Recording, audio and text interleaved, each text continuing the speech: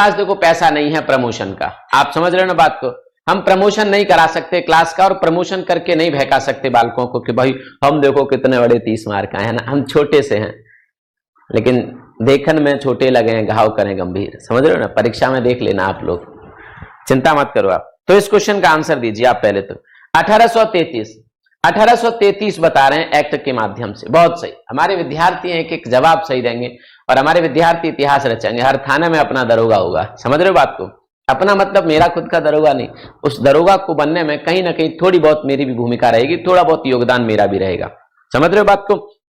चलिए, तो 1833 की अगर हम लोग बात करें तो 1833 में बंगाल का गवर्नर जनरल भारत का गवर्नर जनरल बन गया था, ऐसा है क्या? बिल्कुल ऐसा है। विलियम बेंटिक भारत के गवर्नर बनने वाले पहले व्यक्ति थे, ऐसा है ना, बिल्कुल सही है। तो कॉर्नवालिस के समय पर भारत में इन सिविल सेवाओं की शुरुआत की गई थी, कॉर्नवालिस के समय पर भारत में इन सिविल सेवाओं की शुरुआत की गई थी। और कॉर्नवालिस को मेरे भाई भारत में इसीलिए इसे सिविल सेवाओं का जनक कहा जाता है, फादर ऑफ सिविल सर्विस इसको कहा जाता है कॉर्नवालिस को, इसीलिए याद रखिए ना। तो 1793 से भारत में सिविल सेवाओं की शुरुआत होती है और 1793 से लेकर 1853 का जो अधिनियम था उसके आने तक इन सिविल सेवकों की जो नियुक्ति होती थी वो इंटरव्यू के आधार पर बांट देते थे अंग्रेज। भाई ले तू रिश्तेदार है, मौसी का लड़का है तू ले, बुआ का लड़का है तो तू भी सिविल सेवक बन जा, ऐसे बांट देते थे अंग्रेज अपनी पसंद के हिसाब से। लेकिन ये खेल जो था ये ज्यादा दिन नहीं चलने वाला था, भारतीय भी समझने लगे कि अंग्रेज इसमें करप्शन कर रहे हैं। भारत में जो सिविल सेवकों की नियुक्ति होती है वो अंग्रेजों के मौसी ताऊ चाचा इनके सबके लड़के बेटे हैं, और भारत में इस बात का दबाव बनने लगा, मांग उठने लगी कि नहीं भैया इसके लिए आप एग्जाम कराइए, जैसे आज के समय पर होता है, इसके लिए आप परीक्षा कराइए तभी ठीक होगा, नहीं तो हम नहीं मानेंगे ऐसे। अंग्रेजों ने 1833 में प्रयास किया, लिखा उसमें जो चार्टर एक्ट था 1833 का कि भारत में सिविल सेवकों की भर्ती के लिए प्रतियोगी परीक्षा करवाएंगे, लेकिन उसे कंपनी के अधिकारियों ने नहीं माना, उन्होंने विरोध कर दिया कि नहीं अगर आप ऐसा करोगे तो फिर भारत में शासन करना मुश्किल हो जाएगा, और फिर वो खत्म कर दिया। लेकिन 1833 में अंग्रेजों पर इतना दबाव बना कि भाई उनको करना पड़ गया। 1833 के एक्ट में उन्होंने लिखा कि भारत में प्रतियोगी परीक्षा के आधार पर इनकी नियुक्ति होगी। और आपको बता दूं जुलाई 1855 में पहली बार लिखित परीक्षा का आयोजन हुआ सिविल सेवाओं के लिए, लेकिन ये सिविल सेवा की जो लिखित परीक्षा थी भारत में नहीं बल्कि लंदन में हुई थी, लंदन में हुई थी। तो भारत अगर हम में से किसी को अगर ये परीक्षा देनी है तो लंदन जाना पड़ेगा, हम में से ये किसी को एग्जाम देना है तो लंदन जाना पड़ेगा।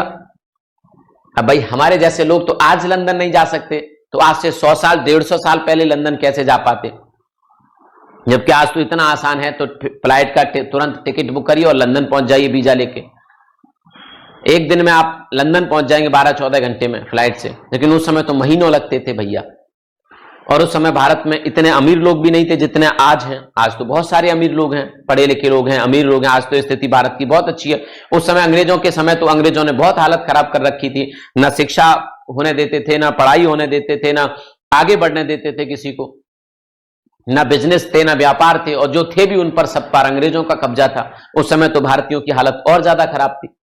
तो लंदन जाके परीक्षा दे पाना ये आसान काम नहीं था। धीरे धीरे भारत में मांग उठी, हालांकि कई लोगों ने किया, सत्येंद्रनाथ टैगोर ने करके दिखाया, सुभाष चंद्र बोस ने करके दिखाया। आपको पता है सुभाष चंद्र बोस के बारे में बात? सुभाष चंद्र बोस ने